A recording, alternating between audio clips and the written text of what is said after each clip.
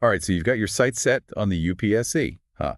And you're brave enough to tackle international relations. Well, strap in, because today we're taking a deep dive into some seriously heavy stuff. Marxist theories. You said it. We're talking about capitalism, the state, power dynamics, the whole shebang. Exactly. It's not light reading, but trust me, this stuff is essential for anyone who wants to understand how the world really works, especially if you're aiming for a career in international relations. I mean, these theories are the foundation for so much of what we see happening on the global stage, right? Conflicts, economic trends, you name it. No doubt. So let's start with the man himself, Karl Marx.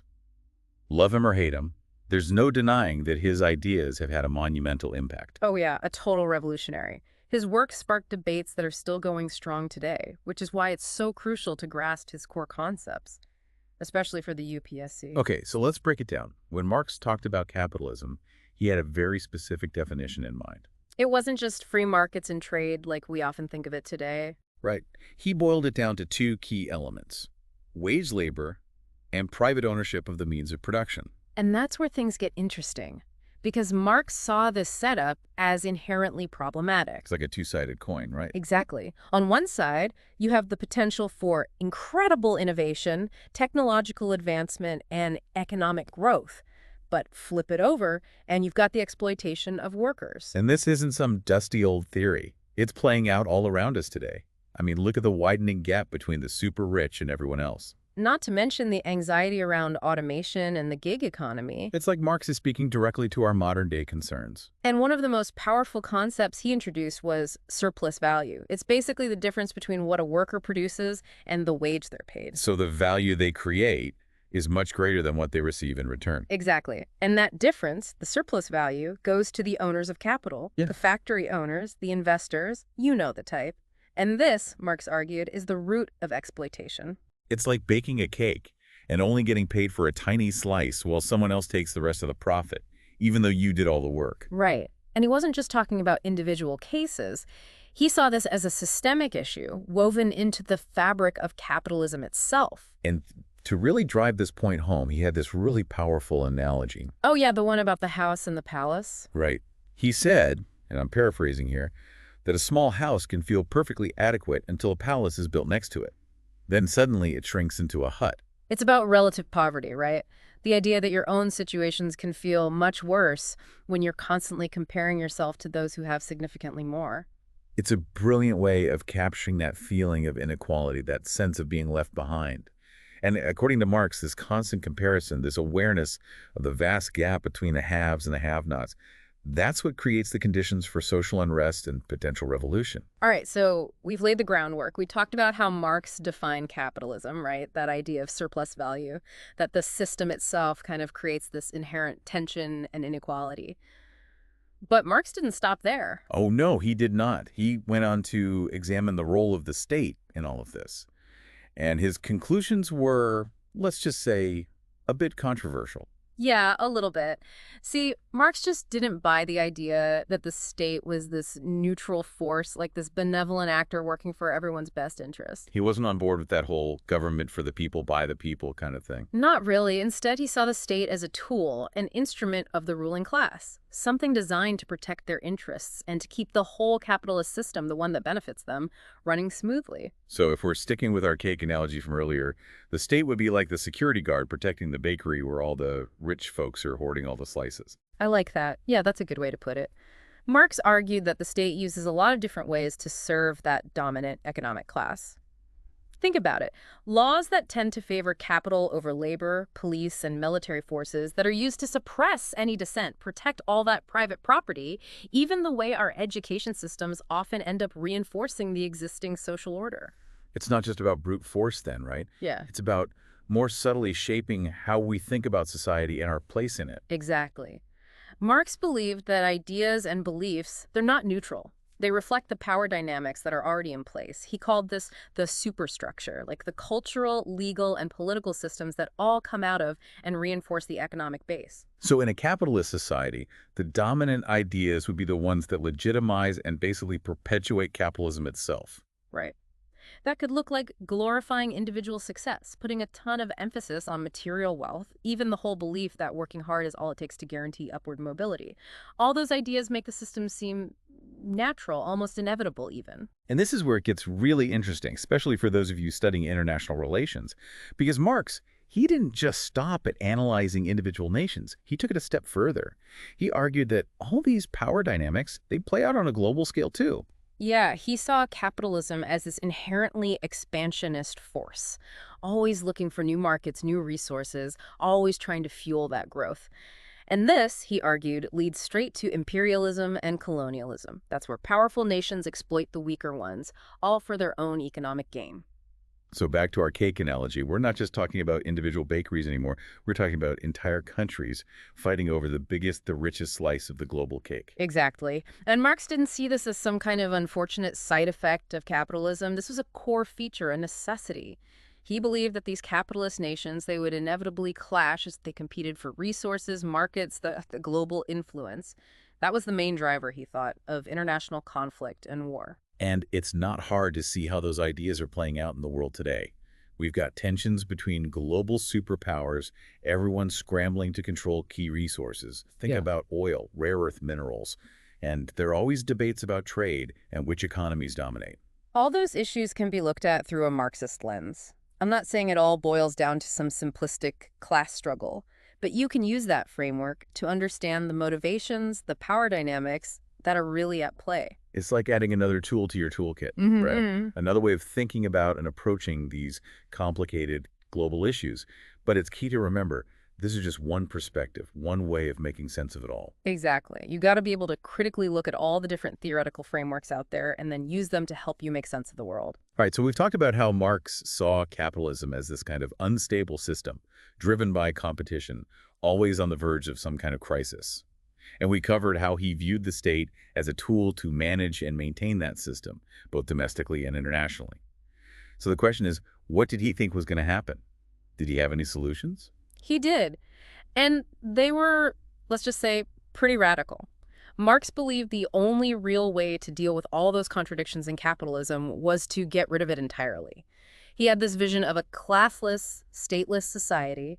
The means of production were owned collectively, and exploitation of labor was a thing of the past. Oh, that's a pretty big leap, a world without nations or social classes. How did he imagine that actually working? Well, Marx wasn't big on the details. He was more interested in critiquing the systems that existed than actually laying out the blueprints for some perfect future. So more about tearing down than building up. In a way, yeah. But that vision of a communist society, it had a huge impact. It inspired so many social movements, revolutions throughout the 20th century. And it's still shaping debates today about social justice and economic equality. And that's where your UPSC preparation really comes in. It's not enough to just know what Marx believed. You got to understand how those ideas had an impact, how they've been interpreted and debated over time. Right. Our next segment, we're going to dive into some of the most important branches of Marxist thought, those that came after Marx himself. Each one has its own take on his core ideas. Can't wait. This is going to be good. Okay, so we're back and ready to wrap up our Marxist theory marathon. But hold on tight, because this last leg is where things get really, really interesting, especially if you're prepping for international relations in the UPSC. Right, because Marx's ideas didn't just disappear when he did. They took root, sparked movements, ignited revolutions, and they evolved into a whole bunch of different schools of thought, each with their own spin on those core Marxist ideas. Exactly. And that's what we're going to explore in this final part. We're going beyond Marx himself to look at those key branches, those interpretations of his theories that, let's be honest, you absolutely need to know if you're serious about acing the UPSC. Because understanding those different schools of thought within Marxism is critical. You can use them to analyze pretty much everything from how communist states rose and fell to the way global capitalism works today.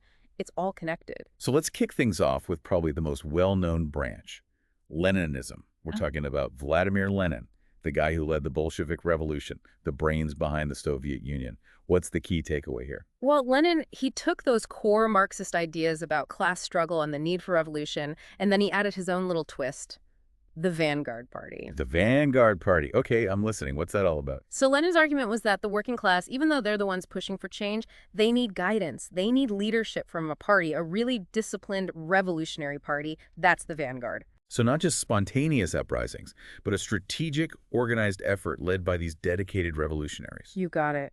And this idea, it changed everything. Lenin's Bolsheviks, they pulled off that revolution in Russia. Boom, first communist state. And that model, with the vanguard party leading the way, it got copied all over the globe. China, Cuba, Vietnam. The impact was huge. Wow, so Leninism took Marx's theories and turned them into, like, a playbook for revolution. But of course, things got messy, right? The history of communist states, it's full of conflict, power struggles, the whole nine yards. Oh, yeah, for sure. And that takes us to another big name, Leon Trotsky. He was a major player in that Russian Revolution, too, but he had some serious issues with how things were going. Big disagreements with Stalin, Lenin's successor, about the direction of the whole communist movement. Okay, so what made Trotsky different? What was his big idea? Trotsky was all about permanent revolution. His argument was that a socialist revolution couldn't just happen in one place and call it a day. It had to spread, go international, to really create a global socialist order. He didn't agree with Stalin's whole socialism in one country thing then. Nope, not at all. Trotsky saw what Stalin was doing as basically selling out, a betrayal of the true revolutionary spirit. He thought the only way for socialism to win was through a worldwide workers' movement. Constant international struggle, that was the key. So fascinating how those different interpretations of Marx led to such different paths for the communist movement. But let's shift gears for a second. There's another branch of Marxist thought that's super relevant for understanding how capitalism works on a cultural and ideological level. I'm talking about the Frankfurt School. Ah, yes, the Frankfurt School. Those thinkers were coming out of Germany back in the 1920s and 30s, guys like Adorno, Horkheimer, Marcuse. They took Marx's critique and really ran with it in a whole new direction. So it's not just about economics, about workers being exploited. There's more to it. Way more. They looked at how capitalism doesn't just exploit us economically, it actually shapes our minds. Our desires, even our identities get caught up in it. So it's like capitalism seeps into our brains. Exactly. They were fascinated by how stuff like mass media, consumerism, even things that seem totally innocent, culturally speaking, all that can work to reinforce capitalist values, promote conformity, make people more willing to accept the system as it is. It's like this invisible hand, right? But this time, it's shaping how we see the world, making us okay with all the inequality baked into the system. It's powerful stuff, and that's why the Frankfurt School is so relevant today. Think about advertising, social media, all the messages we get all day long that tell us to buy more, to compete, to define ourselves by what we own. It's everywhere. It really is. But here's the big question. Is Marx still relevant today? I mean, come on. His theories are from the Industrial Revolution. Hasn't the world moved on? That's the million-dollar question, isn't it? And people are still arguing about it. Some say he's outdated. The world's different now. Those strict class structures Marx talked about, they're not as rigid anymore. So capitalism has changed, the working class is better off, and the whole communist revolution idea, that's just ancient history. That's one side of the argument. But then there are others who say Marx's critique is even more relevant today than ever. Look around.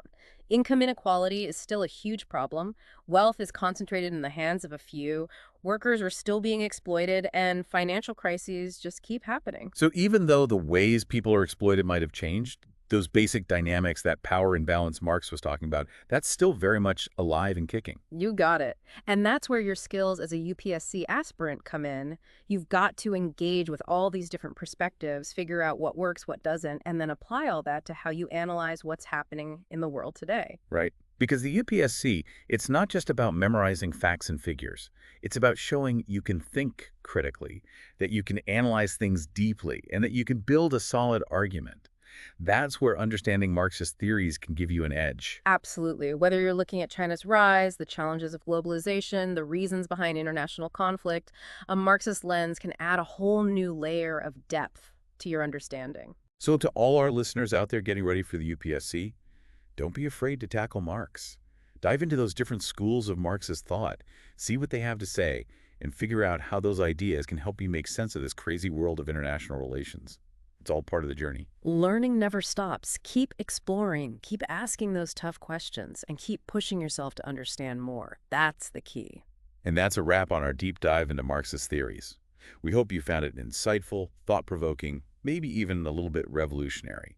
If you did, hit that like button, subscribe, and share this episode with your fellow UPSC comrades. Until next time, stay sharp, stay ambitious, and keep those brains working.